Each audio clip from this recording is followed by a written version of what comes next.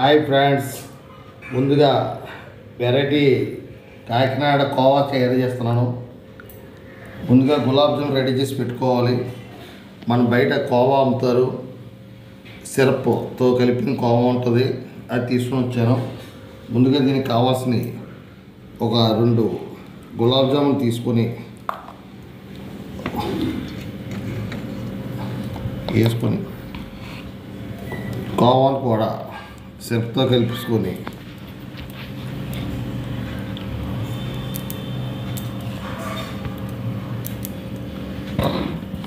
దాన్ని లైట్గా పాలు వేసుకోవాలి.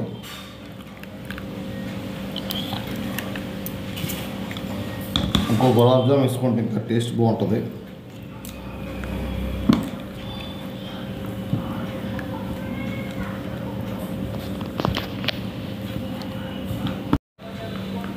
ఇలా కలిపిస్తున్న తర్వాత ఇది ఎలా తింటే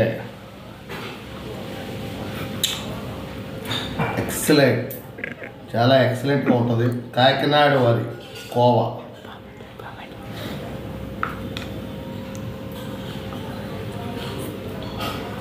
ఒకసారి తింటే మళ్ళీ మళ్ళీ తినాలని ఉంటుంది.